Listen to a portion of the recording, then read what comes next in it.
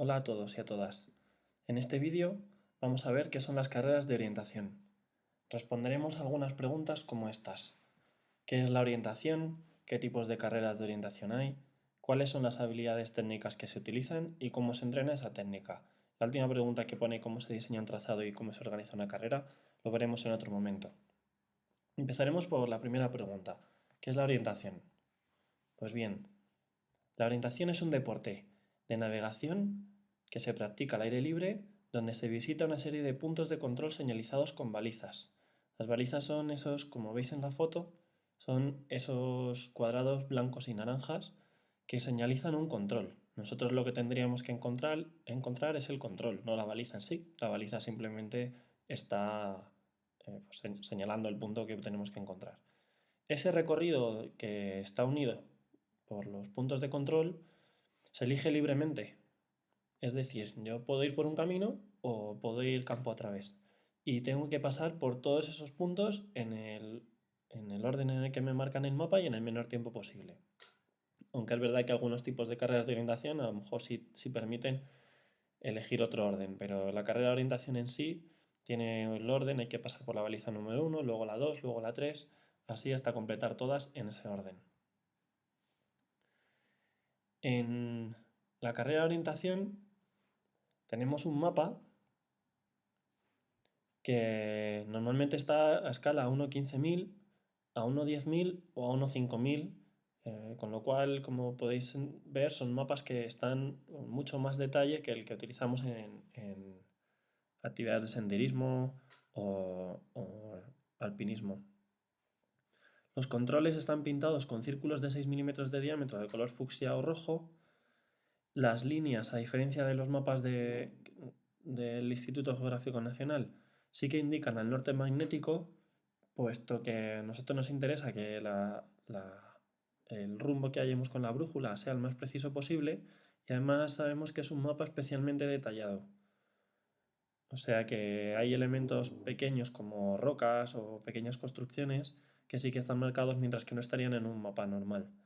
O igual el hecho de que sea una escala mayor nos va a hacer que la equidistancia también sea mayor y eso nos permite que el relieve del mapa esté mucho más detallado. Además están hechos en 6 colores, donde el blanco es el bosque en general. Un color blanco indicaría que es una zona de árboles normal. El verde es una vegetación espesa. El amarillo son claros, o sea, zonas sin vegetación. El negro, elementos hechos por el hombre y elementos rocosos. El color azul indicaría la hidrografía y todo lo que tiene que ver obviamente con el agua, ríos, arroyos, fuentes, embalses, etc. Y el marrón indica elementos del relieve. Además, a veces puede ser que nos encontremos, por ejemplo, en rojo, tachando una zona en rojo que sería como una zona de prohibido acceso. Además, cada uno de esos colores tienen diferentes intensidades y eso representa también diferentes elementos dentro de ese mismo color. Por ejemplo, dentro del color amarillo tendríamos un amarillo intenso para un campo abierto que no tiene absolutamente nada, o un amarillo con trama negra que representa un campo labrado. Otro de los elementos fundamentales en una carrera de orientación sería la brújula. En orientación se utilizan brújulas de base transparente con limbo giratorio y habitualmente se utilizan brújulas de pulgar, que ocupan muy poquito espacio y que son cómodas para llevar simplemente pegando, apoyada en el mapa, sujetando con el dedo que estoy sujetando el mismo mapa. Cuantos menos elementos tenga esa brújula, pues a veces como que menos molesta. Por otro lado tendríamos la tarjeta de control, que es una tarjeta que tiene el corredor antes de empezar la carrera, donde aparece la descripción de cada uno de los controles. Si os fijáis en esa tarjeta de control, que es de la Federación Internacional de Orientación, veis que tiene 7 columnas, no, tiene 8, mejor dicho. La primera columna tendría el número de la baliza, el número del control. En la segunda tendríamos el código que tiene ese control. Y a partir de ahí, el siguiente Las siguientes columnas indicarían la descripción del control. Y por último, tendríamos por último, como elemento fundamental de la carrera, tendríamos las balizas, que son esos elementos que veis ahí, cuadrados blancos y naranjas, que tienen el código pintado y que tienen una pinza manual o electrónica, o ambas. La pinza manual es aquella que me permite pinchar la tarjeta de control para que se sepa que he pasado por ese sitio, y la electrónica normalmente se lleva con un pequeño aparato en el dedo que es similar a un pendrive, que cuando pasas por esa pinza electrónica registra que has pasado por ahí, y luego cuando llegas a meta te da por qué balizas has pasado, cuánto tiempo has tardado entre una y otra, etc. Las medidas de esas balizas pues serían diferentes en función del tamaño del espacio donde vayamos a hacer la carrera de orientación. Por así decirlo, las oficiales son las que se hacen en bosque, que son de 30 centímetros, pero si lo hacemos en un parque, como mínimo se recomienda que sean de 20 centímetros, y si son más pequeños para hacerlas en un aula o en un patio de colegio, con 5 o 10 centímetros valdría. Y como material no indispensable, pero sí recomendable, estaría una vestimenta de carrera de orientación. Por un lado tendríamos las zapatillas, que tienen una suela con unos tacos que permiten que podamos correr campo a través en cualquier superficie y con suficiente adherencia al suelo. Y por otro lado, además, tienen como la parte de fuera tiene protección para evitar que nos podamos clavar cosas, sobre todo pinchos de las plantas, etc. Por eso también lo que veis debajo de la zapatilla es como una especie de espinillera. Esas polainas se utilizan para evitar pues rozaduras y golpes con las raíces que hay por el aire o ramas que están cerca del suelo, y como se va corriendo a través del campo a través muchas veces, y atravesando la vegetación, pues es importante tener protegidas las piernas tanto con esas polainas como con pantalones largos, como veis en la foto de al lado. Hay diferentes tipos de carreras de orientación en función de si se hace corriendo o si se hace con otro medio de transporte. Por ejemplo, las carreras o pie, que son las carreras tradicionales que se hacen corriendo. Estarían las que se hacen con mountain bike, en esquí, los raid de aventura, que serían como por puntos y equipos, maratón, que son de largas distancias, por relevos, cortas, y otras carreras que son como en varias etapas también muy largas, que serían las trim.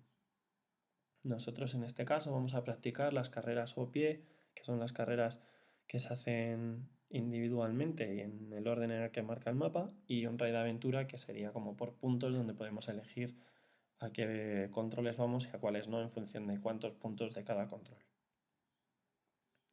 Las diferentes habilidades técnicas que se utilizan en las carreras de orientación serían las siguientes. Tendríamos dos tipos de técnicas, unas que serían de aproximación al control y otras que serían para orientar el mapa y orientarse sobre el terreno. Vamos a empezar por las que son de orientar el mapa y orientarse. En primer lugar tendríamos la técnica del plegado de mapa y técnica del pulgar. Esto significa llevar el mapa plegado solo con la zona que estamos recorriendo, no llevando el mapa entero desplegado, porque así nos permite que en el momento en que tenemos que buscar algo, pues lo buscamos en una zona del mapa mucho más pequeña. Y además llevaremos siempre el dedo encima de la zona en la que estamos, o justo al punto al que vamos a llegar, de manera que me permite encontrarlo rápidamente y no perder el tiempo en buscar el punto en el que me encuentro. Por otro lado, en función de si el terreno y el mapa me permite orientarme con referencias claras sin necesidad de utilizar la brújula para orientar el mapa, podemos estar hablando de orientación somera, y es cuando los elementos del terreno o hay algo muy característico en el terreno que me permite simplemente orientarme sin necesidad de hallar rumbos. Y por otro lado tendríamos la orientación precisa, que es cuando estoy buscando un elemento pequeño en el terreno al que solo puedo acercarme y aproximarme calculando el rumbo y la distancia. En cuanto a las técnicas de aproximación al control, empezaremos por la técnica del semáforo. Esta técnica significa que en función de la dificultad o de la distancia a la que tengo que recorrer para acercarme a mi control, tendría estos tres estados. El verde, cuando puedo correr a máxima velocidad, es decir, sé dónde está mi control y voy rápido a toda velocidad sin apenas pararme a pensar. Ámbar, cuando me estoy acercando al control y ya necesito tener cierta precaución a la hora de tomar una u otra dirección. Y rojo, cuando ya estoy buscando, estoy prácticamente en el control, pero estoy buscando la baliza. Y esto es, me paro y busco exactamente el sitio donde está la baliza, donde tengo que pinchar mi tarjeta de control. Otra técnica sería la del talonamiento, que es la que utilizo cuando quiero medir una distancia con mis pasos, y para eso necesito mucha concentración, es ir contando siempre todos mis pasos. Se hace contando siempre los pasos con el mismo pie. Imagina, por ejemplo, vamos contando los pasos con el pie derecho, de manera que voy contando como pasos dobles, no voy contando cada uno. Y para esto necesito saber cuánto mide mis pasos, tanto andando como corriendo. O sea, lo normal es que haga, por ejemplo, que mida 100 metros y vea cuántos pasos doy, de manera que cuando voy corriendo, pues voy sabiendo si llevo 100 metros, 200 metros, 300 metros, y voy sumando de 100 en 100, que es más fácil recordar que si tengo que luego hacer el cálculo de todos los pasos que he hecho. En realidad el talonamiento me sirve para distancias, pues eso, muy precisas, de una orientación muy precisa, o si cometo un error y digo, bueno, voy a ver a cuánta distancia tengo este camino que veo en mi mapa, para ver si volviendo hacia atrás es cierto que me he equivocado o no. Una de las técnicas más utilizadas sería la técnica barandilla. ¿Qué es la técnica barandilla? Pues la técnica barandilla es el utilizar elementos lineales del terreno como caminos, vaguadas, un tendido eléctrico, unas vías del tren, una carretera, para ir de un punto a otro. Normalmente, en las carreras de orientación puedo recorrer gran parte del mapa utilizando todos estos elementos lineales, de manera que me es más fácil primero desplazarme, porque voy desplazándome por un camino que siempre es más cómodo, y, y también porque me permite localizarme rápidamente en el mapa. Por ejemplo, del punto, si os fijáis en el mapa que está pintado en la,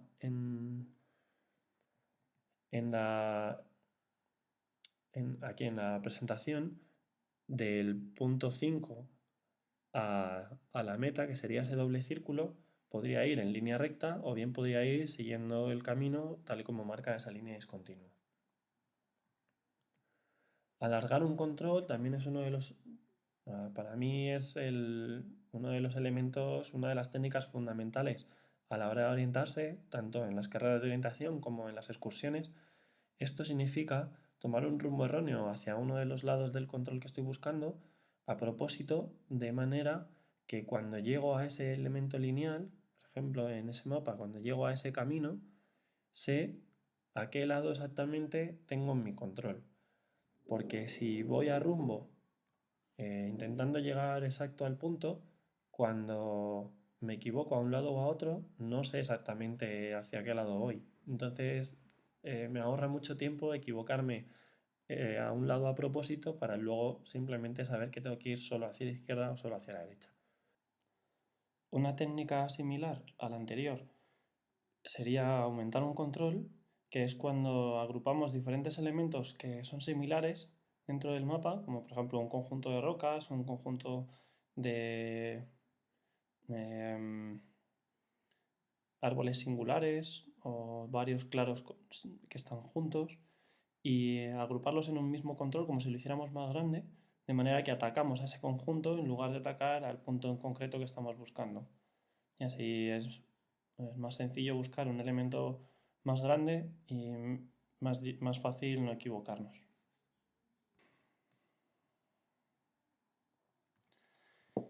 Otra técnica de aproximación al control sería la utilización de puntos de ataque.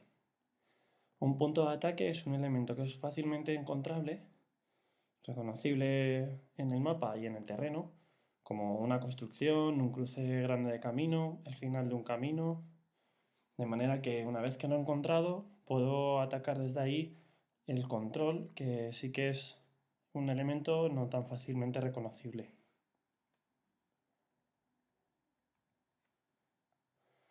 Y otra técnica que para mí sería obligatoria y que es complementaria con todas las demás, es la utilización de líneas de parada. Las líneas de parada son elementos lineales que se encuentran cerca del control y que nos sirven para saber si ya nos lo hemos pasado. Por ejemplo, como veis ahí en la imagen, si voy del control 1 al control 2, me pongo el camino que tengo por detrás como línea de parada y puedo ir corriendo con el semáforo en verde, que sería corriendo a la máxima velocidad posible, hasta que llego a ese camino. Cuando llego a ese camino, pues sé que me he pasado el control número 2, pero todavía lo puedo buscar desde ahí. No, sé que no me he pasado demasiado. Si no me pusiera líneas de parada, que la línea de parada puede estar tanto detrás como delante del control, pues hay veces que no sabría en qué momento dejar de correr, dejar de buscarlo.